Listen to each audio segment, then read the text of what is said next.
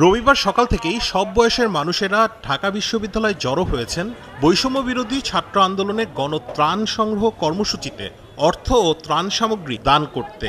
বাবা মায়ের হাত ধরে এদিন শিশুরাও নিজেদের জমানো টাকা দিতে এসেছিলেন। যারা বন্যায় কষ্ট করছে তাদেরকে সাহায্য করতে।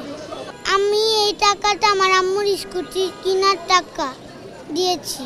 আমি আমার টিফিনের টাকা জমিয়ে বন্যার্থদের টাকা দিতে এসেছি। এদের উদ্যোগ তো অতি পজিটিভ বিকজ অফ তাদের খাবার দাবার নাস্তা সব ভুলে গেছে তারা। টানা চতুর্থ দিনের মতো ঢাকা বিশ্ববিদ্যালয়ে চলছে ত্রাণ গ্রহণ কর্মসূচি। শনিবার 2,25,47,470 টাকা সহ 3 দিনে প্রায় 4 কোটি টাকা অর্থ সংগ্রহ করা হয়েছে। গতকালকে শুধু ক্যাশ টাকা 2,25,47,470 টাকা আসছে। এখনো কিছু বাকি আছে আমি বললাম, যেটা মিলিয়ে হয়তো 2.5 কোটির কাছাকাছি যেতে পারে। ডিসি অফিস থেকে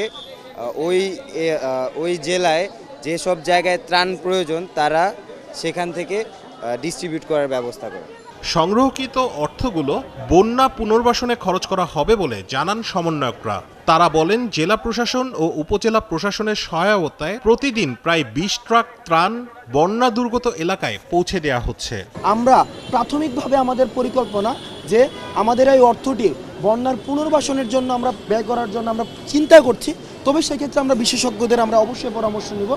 সমন্বয়ক সার্জিস আলম জানান, ঢাকা বিশ্ববিদ্যালয় ছাড়া অন্য কোথাও বৈষম্য বিরোধী ছাত্র আন্দোলন অর্থ বা ত্রাণ সংগ্রহ করছে না। শুধুমাত্র এই অ্যাকাউন্টগুলো এবং এই অফলাইন বুথটি হচ্ছে আমাদের অফিসিয়াল বুথ। কেউ যদি আমাদের নাম ভাগিয়ে তোলে তাহলে এটা অবশ্যই অপপ্রচার।